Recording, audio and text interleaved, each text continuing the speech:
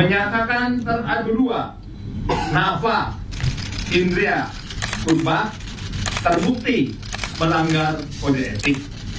5. Meminta teradu dua Nada Indria Purba untuk berhati-hati dalam menyampaikan pendapat serta menjaga perilaku untuk dikedepankannya. Atas pernyataan Saudara Ahmad Saroni tidak menyinggung siapapun, meskipun ada kata tolol yang diviralkan. Dalam konteks pernyataan tersebut menjelaskan DPR RI tidak mungkin dibubarkan karena sistemnya bukan parlementer. Ahli turut mempertegas bahwa pernyataan Ahmad Saroni tidak ada orang yang dirugikan, karena dalam sosiologi ketika tidak ada timbul kerugian dan pernyataannya bukan ucapan kriminal atau ujaran kekerasan kebencian yang mengungkapkan perasaan, menunjuk pasal 156 KUHP ada pengungkapan rasa dalam pernyataan tersebut, tidak ada rasa kebencian atau penghinaan, hanya ekspresi biasa. Sementara itu berdasarkan Undang-Undang 28 Kurung 2 Undang-Undang ITE ada unsur mempengaruhi, namun di situ tidak ada saudara teradu mempengaruhi, mengajak atau memprovokasi. Bahwa ahli menjelaskan dalam ilmu sosiologi ada kriteria memprovokasi, yakni ukurannya ada 4. Terdiri 1. Norma kesopanan, norma kesusilaan, norma agama, dan norma hukum. Bahwa ahli menilai dan memandang atas narasi media tidak ada yang tersisa kecuali rasa malu. Merupakan narasi yang sangat jauh. Urusan malu itu terkait pencemaran nama baik dengan menghina orang. Konteks peristiwa yang merusak rumah para teradu seperti ada yang menyuruh. Dalam sosiologi terkait konteks dan setting, dalam hal ini settingnya tidak terhubung. Karena kalau mau merusak, yang merusak orang sekitarnya, dan faktanya yang merusak adalah orang luar. Kemudian dipertegas saksi bahwa narasi tersebut menyiratkan bahwa Ahmad Saroni dipermalukan orang dalam konteks sosiologi hukum itu, mempermalukan orang masuk kategori dihina, dan teradu bisa melaporkan orang-orang yang menghinakan tersebut karena telah merusak reputasinya atau merusak rumah tangganya maupun harta.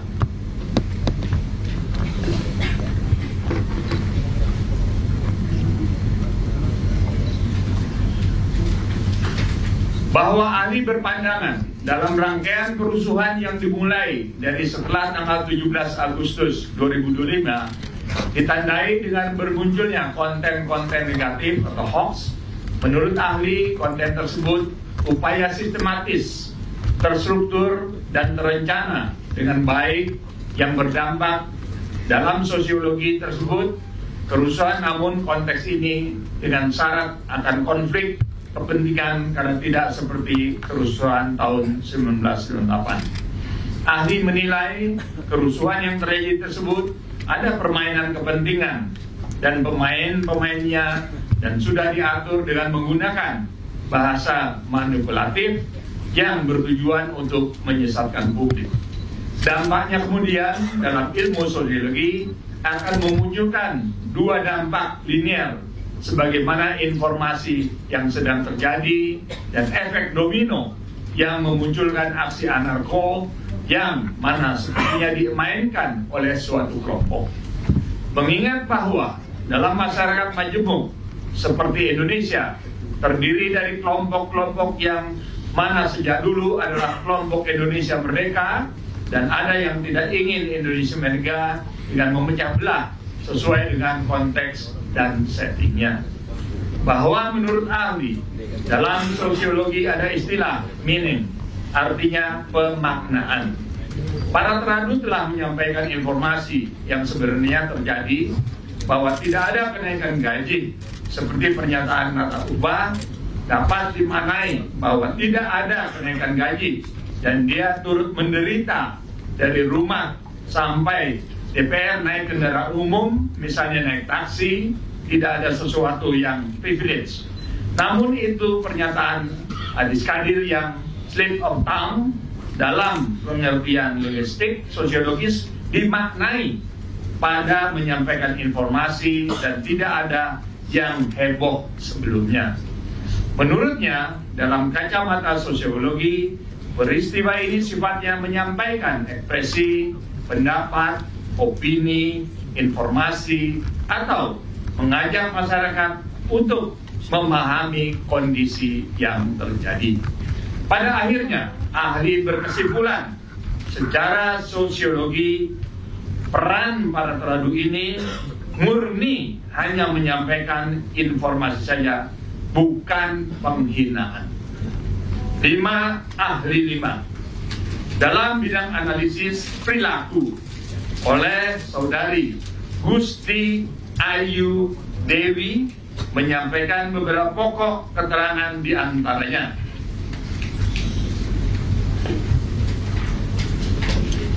Bahwa ahli menilai analisis perilaku harus dilakukan berdasarkan konteks munculnya perilaku tersebut.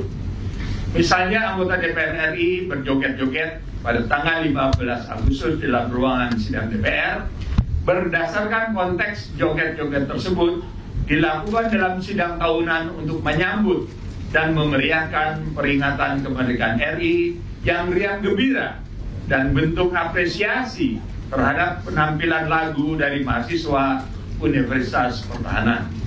Berdasarkan analisis tersebut, joget-joget yang terjadi bukan karena kenaikan gaji sebagaimana yang diberitakan dalam sosial media. Bahwa menurut ahli, sekarang kita masuk era masyarakat 5.0 di mana muncul interaksi digital dalam kehidupan masyarakat dengan menggunakan AI. Kita bisa melacak reaksi-reaksi yang muncul dari perilaku berdasarkan digital. Apakah perilaku tersebut organik dengan spontanitas atau terstruktur atau direncanakan? Perilaku manusia muncul karena konteks sebab akibat. Munculnya hoax dalam kasus ini menurut ahli analisis perilaku bisa dilacak karena perilaku joget-joget tersebut terjadi pada tanggal 15 dan menjadi viral setelah tanggal 19 Agustus. Berdasarkan konten media sosial yang dimunculkan ke publik menandakan bahwa berita hoax ini telah direncanakan, bukan alami dan organik. Bahwa menurut ahli, dalam dunia digital, cara menunggangi perilaku masyarakat adalah dengan menyebarkan hoax atau disinformasi, fitnah, dan kebencian yang sengaja dibuat untuk menunggangi emosi masyarakat. Ini juga terjadi di negara-negara luar negeri dan beberapa negara maju, sekalipun seperti Amerika. Perilaku masyarakat ditentukan oleh ranah digital. Media sosial dan algoritma memainkan peranan kunci untuk mengaplikasi emosi dan men-trigger perilaku tertentu. Bahwa menurut ahli, dalam konteks ketahanan nasional, menunggangi emosi masyarakat untuk tujuan perilaku tertentu telah menjadi ancaman serius bagi negara. Karena sekarang orang telah melakukan perang kognitif. Kenapa kognitif? Karena perilaku manusia dibentuk oleh pemikiran, merespons dengan emosi dan menindaklanjuti emosi dengan perilaku. Sehingga segala sesuatu muncul dalam pikiran. Pikiran muncul dari apa yang dilihat dan didengar, dari berita dan narasi yang membawa emosi tertentu seperti emosi, kemarahan, dan kebencian. Kalau yang dilihat dan dibaca adalah emosi kebencian, maka akan muncul perilaku yang merusak. Bahwa menurut ahli, terkait dengan munculnya berita-berita hoax dapat dilacak melalui efek bola salju, snowball. Sebuah berita yang organik tidak mungkin mendapat respon yang seragam. Kalau ada kesamaan berita, kesamaan respon, atau munculnya kesamaan yang lain, maka hal ini dapat disebut telah direncanakan. Bahwa menurut ahli batasan ekspresi tergantung pada konteks dan kesesuaian waktu. Analisis perilaku selalu tidak bisa dilepaskan dalam analisis konteks. Apakah ekspresi menimbulkan keresahan sosial dikembalikan kepada konteksnya dan kesesuaian waktu. Dalam dunia digital, segala sesuatu yang diunggah di media sosial, jika dikeluarkan dalam waktu yang tidak tepat, akan memunculkan masalah baru. Menimbang bahwa Mahkamah Kehormatan Dewan telah menerima dan mendengarkan keterangan dan pembelaan serta memeriksa alat bukti dari pengadu dan teradu atas apa yang menjadi pokok perkara. Menimbang bahwa berdasarkan rangkaian penyelidikan, pemeriksaan alat bukti, dan fakta-fakta persidangan yang dihubungkan dengan ketentuan yang termuat dalam Undang-Undang MD 3 dan Kode Etik DPR RI, Mahkamah Kehormatan Dewan berpandangan bahwa ucapan dan atau pernyataan serta tindakan para teradu telah melanggar dan atau melalaikan ketentuan yang termuat dalam pasal 81 Undang-Undang Nomor 2 2018 tentang perubahan kedua atas Undang-Undang Nomor 17 2004 tentang MPR, DPR, DPRD dan DPRD junto pasal 2 ayat 2 dan 4, junto pasal 3 ayat 4, junto pasal 5 ayat 2, junto pasal 9 ayat 1 Peraturan DPR RI Nomor 1 Tahun 2015 tentang kode etik sebagai konsekuensinya. Tentunya teradu tidak berhak mendapatkan hak keuangan sebagai anggota DPR RI selama periode nonaktif. Pertimbangan Mahkamah Kehormatan Dewan bahwa setelah mendengar saksi-saksi dan ahli-ahli yang hadir dalam persidangan, Mahkamah Kehormatan Dewan menyampaikan pertimbangan sebagai berikut. Bahwa menimbang dugaan pelanggaran yang diadukan para pengadu ini terkait dengan rangkaian peristiwa yang terjadi sejak sidang tahunan MPR RI dan sidang bersama DPR RI dan DPD RI tanggal 15 Agustus 2025 yang berlanjut dengan pernyataan dan gestur yang dilakukan para teradu dan berakhir dengan terjadinya unjuk rasa, kerusuhan dan penjarahan pada akhir Agustus hingga awal September 2025. Bahwa setelah mendengarkan keterangan saksi Deputi Persidangan Sekjen DPR RI Supri Hartini SIP MSI yang berkesesuaian dengan saksi Wakil Ketua Koordinatoriat Wartawan Parlemen Erwin Siregar dan saksi Koordinator Simponi Praditya Wirtama Universitas Pertahanan Letkol Suwarko, dapat disimpulkan terjadinya penyampaian informasi yang tidak benar. Pada saat tersebut sebagian anggota DPR RI berjoget karena mengapresiasi mahasiswa Universitas Pertahanan yang menyanyikan lagu-lagu daerah, bukan karena merayakan pengumuman kenaikan gaji anggota DPR RI. Pada saat itu juga tidak ada sama sekali pengumuman kenaikan gaji anggota DPR RI. Mahkamah berpendapat informasi yang tidak benar yang disebarkan oleh pihak yang tidak bertanggung jawab seolah-olah anggota DPR RI berjoget merayakan kenaikan gaji telah menimbulkan kemarahan publik kepada DPR, termasuk kepada para teradu.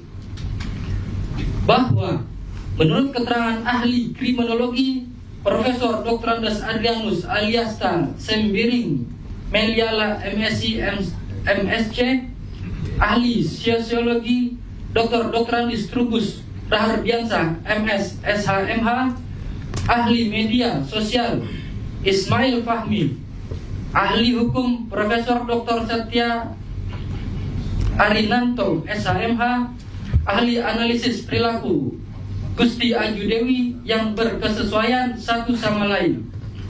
Mahkamah berpendapat bahwa informasi yang tidak benar tersebut dan tersebar luas telah menimbulkan persepsi yang salah dari masyarakat kepada para teradu.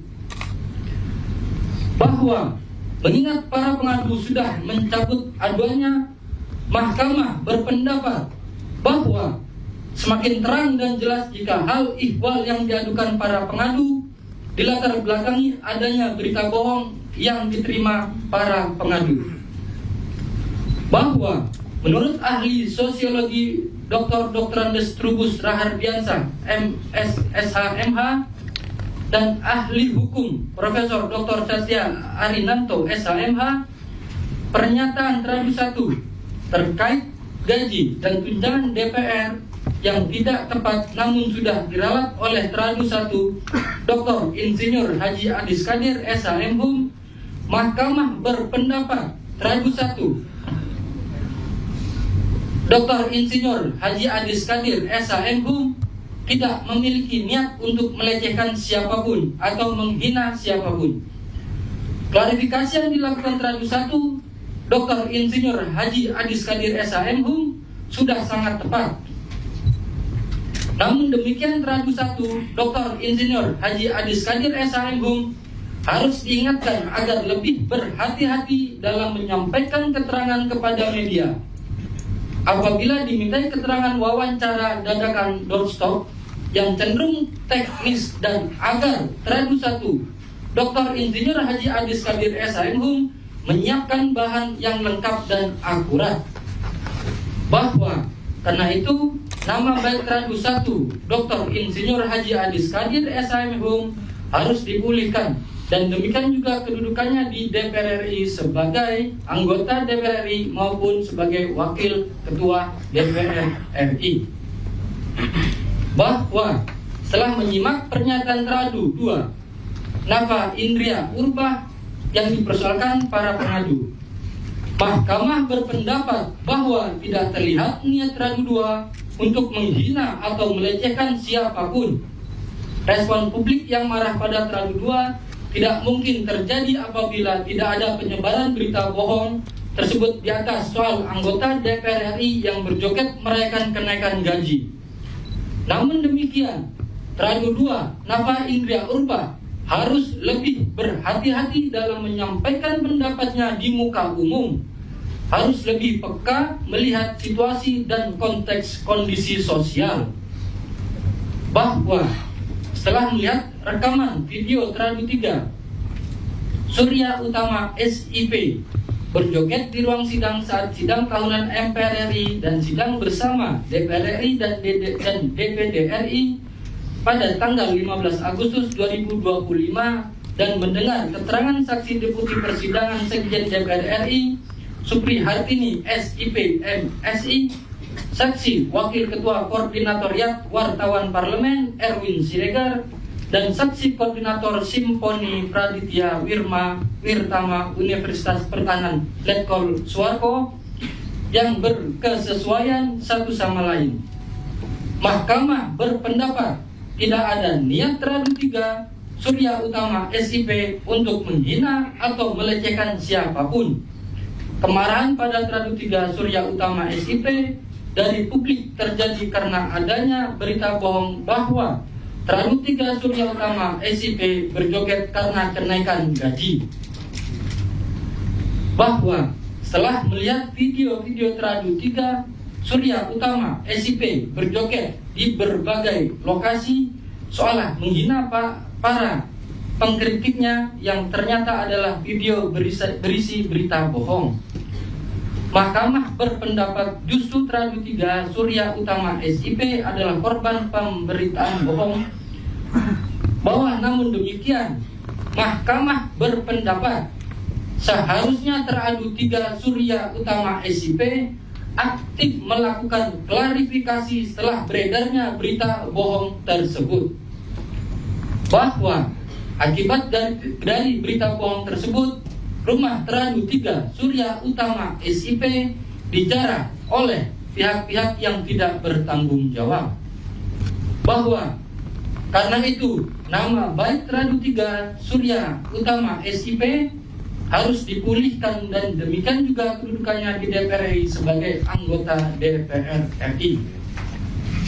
Bahwa setelah melihat rekaman video Teradu 4 Eko Hendro Purnomo Esos berjoget di ruang sidang saat sidang tahunan MPR RI dan sidang bersama DPR RI dan DPD RI pada tanggal 15 Agustus 2025 dan mendengar keterangan saksi Deputi Persidangan Sekjen DPR RI Supri Hartini SIP MSI, saksi Wakil Ketua Koordinatoriat Wartawan Parlemen Erwin Siregar, dan saksi Koordinator Simponi Praditya Wirtama Universitas Pertahanan Letkol Suwarko yang berkesesuaian satu sama lain.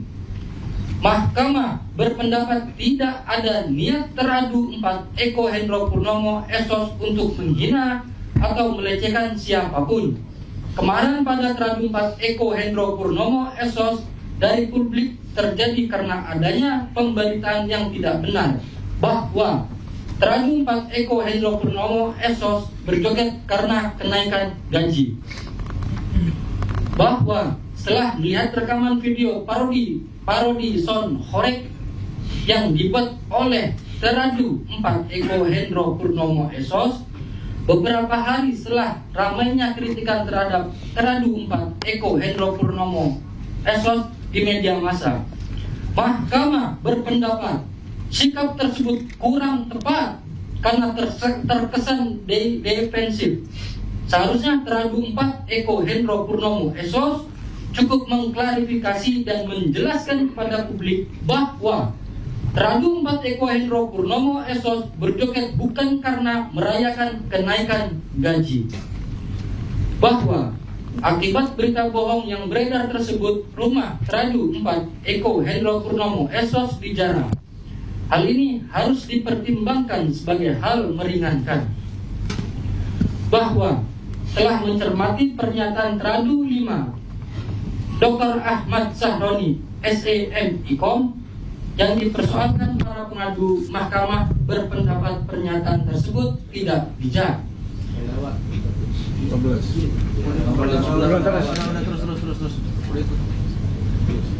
Seharusnya Teradu 5 Dr. Ahmad Sahroni SEM IKOM menanggapi dengan pemilihan kalimat yang pantas dan bijaksana, tidak menggunakan kata-kata yang tidak pas.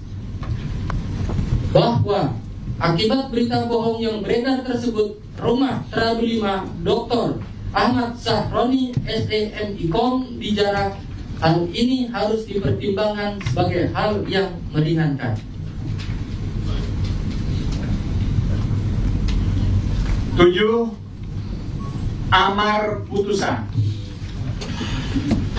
mempertimbangkan bahwa teradu telah dinonaktifkan oleh Mahkamah Partai demi menghindari terjadinya azas atau dilanggarnya azas nebis in idem, maka Mahkamah Kehormatan Dewan merujuk pada putusan Mahkamah Partai Politik yang menurut Mahkamah Kehormatan Dewan sudah sangat tepat, yaitu menonaktifkan para teradu. Dengan ini, Mahkamah Kehormatan Dewan memutuskan dan mengadili sebagai berikut. 1. Menyatakan teradu 1 Dr. Insinyur Haji Adis Kadir SH MKum tidak terbukti melanggar kode etik. 2. Meminta teradu 1 Dr. Insinyur Haji Adis Kadir SH MKum untuk berhati-hati dalam menyampaikan informasi serta menjaga perilaku untuk kedepannya.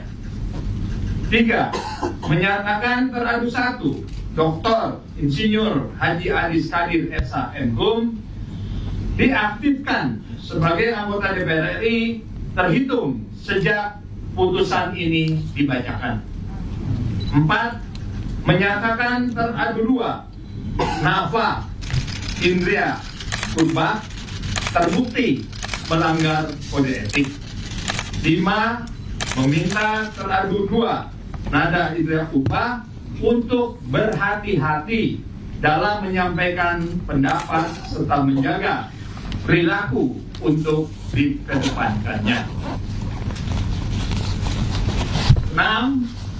Menyatakan teradu Nafa Urba nonaktif selama 3 bulan berlaku sejak tanggal putusan ini dibacakan, yang dihitung sejak penonaktifan yang bersangkutan sebagaimana keputusan DPP Partai Nasional Demokrat. 7. Menyatakan teradu 3 Surya Utama tidak terbukti melanggar kode etik. Menyatakan teradu 3 Surya Utama diaktifkan sebagai anggota DPR RI terhitung sejak keputusan ini dibacakan. 9. Menyatakan teradu 4 Eko Hendro Purnomo SOS terbukti melanggar kode etik DPR RI. 10. Menghukum teradu 4 Eko Hendro Purnomo SOS nonaktif selama 4 bulan berlaku sejak tanggal putusan ini dibacakan, yang dihitung sejak penonaktifan yang bersangkutan sebagaimana keputusan DPP Partai Amanat Nasional. 11. Menyatakan teradu 5 Dr. Ahmad Sahroni SE MIKOM terbukti telah melanggar kode etik DPR RI. 12. Menghukum teradu 5 Dr. Ahmad Sahroni SE MIKOM nonaktif selama 6 bulan berlaku sejak tanggal putusan ini dibacakan, yang dihitung sejak penonaktifan yang bersangkutan sebagaimana keputusan DPP Partai Nasional Demokrat. 13. Menyatakan teradu 1, teradu 2, teradu 3, teradu 4, dan teradu 5 selama masa penonaktifan tidak mendapatkan hak keuangan.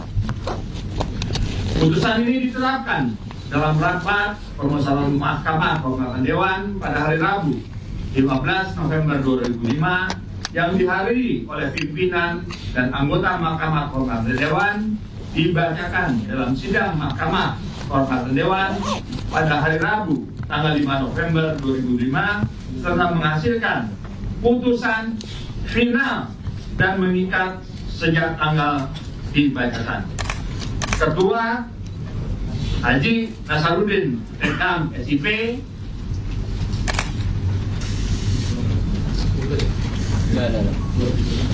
Wakil Ketua Dr. Haji Hasanuddin SE, Wakil Ketua Agung Widyantoro, Wakil Ketua Imron Amin Asa, Wakil Ketua Dr. Andes Adang Darajatun, anggota-anggota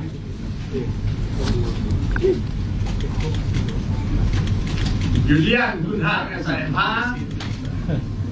Alex Indra Lukman SOS, Mangihut Sinaga SMH, Dr. Sudeson Tandra SMH, Dr. Habibur Rahman SMH, Bahtera Rudianto Lalu SMH, Lola Nelria Octavia SE, Tommy Kurniawan, Muhammad Rano Alfah,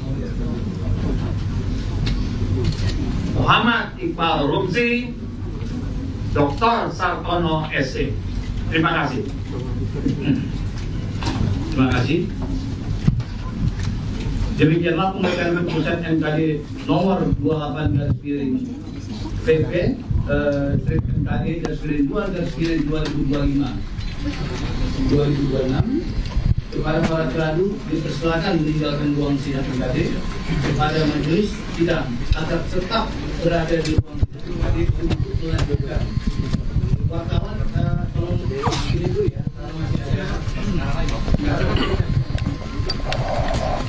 Kepada majelis sidang tetap berada di ruang Rama.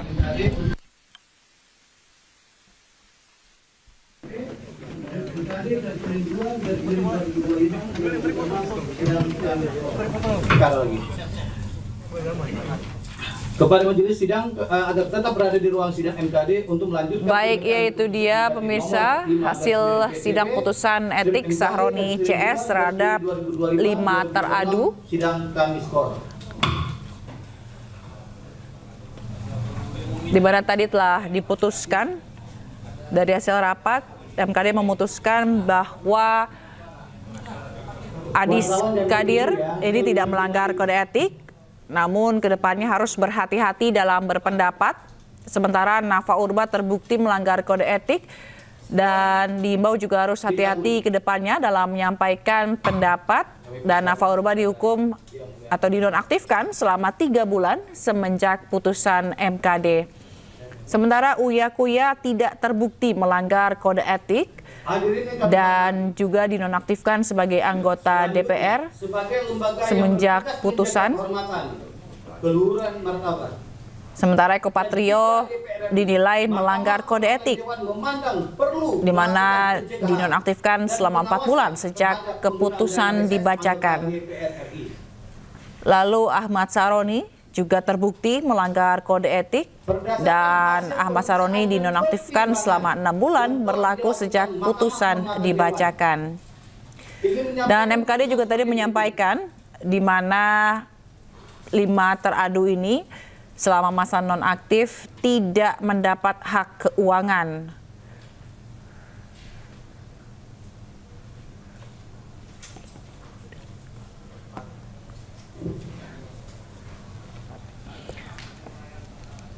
Tadi juga dibacakan beberapa ahli menyampaikan dalam persidangan, menyampaikan beberapa pendapatnya mengenai kasus yang menimpa 5 teradu ini, anggota DPR nonaktif, yaitu Nafa Urba, Adis Kadir, Uya Kuya, Eko Patrio, dan Ahmad Sahroni.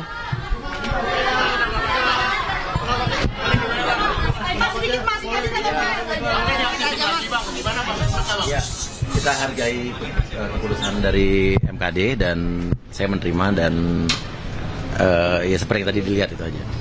Ya.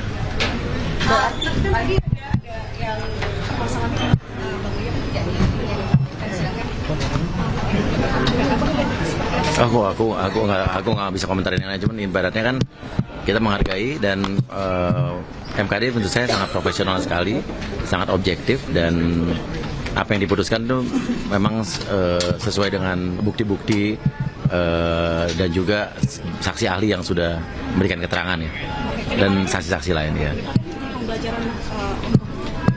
Ya pasti kita semua manusia pasti harus belajar lah. Berarti setelah ya. ini diserahkan pada Mahkamah Partai ya Mas Surya? Iya, diserahkan pada Mahkamah Partai. Itu aja, saya nggak bisa ngomong panjang-panjang dulu. Ya nggak tahu, saya bukan baru keluar sini jadi sebelum tahu belum koordinasi apa-apa. Saya juga nggak tahu apa-apa benar-benar. Ya, thank you, makasih.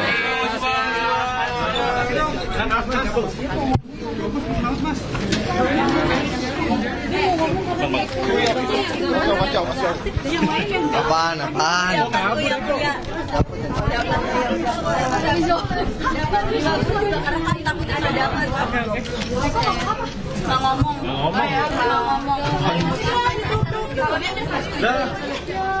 Eko nggak ngomong, Eko. Siapa lagi nih? Anjir.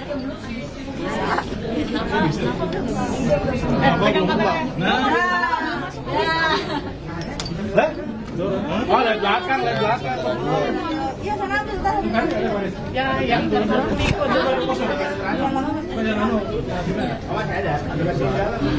Di dalam tadi. Iya, itu dia tadi baru saja Surya Utama atau Uya Kuya nih memberikan pendapatnya mengenai putusan MKD yang telah dibacakan tadi dalam sidang putusan etik, di mana ia menerima putusan MKD yang menonaktifkan dirinya meski dirinya tidak terbukti melanggar kode etik, namun ia menerima putusan MKD dan menyerahkan sepenuhnya juga kepada partai, dan ia juga menilai bahwa apa yang diputuskan oleh MKD ini bersifat objektif dan MKD bekerja secara profesional. Sementara itu pemirsa, Eko Patrio di mana lebih keluar lebih dulu daripada Uya Kuya ini tidak memberikan komentar sama sekali terhadap awak media terkait dengan keputusan MKD kali ini, di mana Eko dinilai memang melanggar kode etik dan dinonaktifkan selama 4 bulan sejak keputusan dibacakan. Dan belum ada pernyataan dari Nafa Urba juga Ahmad Saroni terkait dengan keputusan MKD ini, karena kalau kita lihat di DPR, di gedung DPR ini yang baru keluar baru Uya Kuya atau Surya Utama ataupun Eko Patrio. Udah Nan ya? Iya. Makasih ya. Ini digital ya?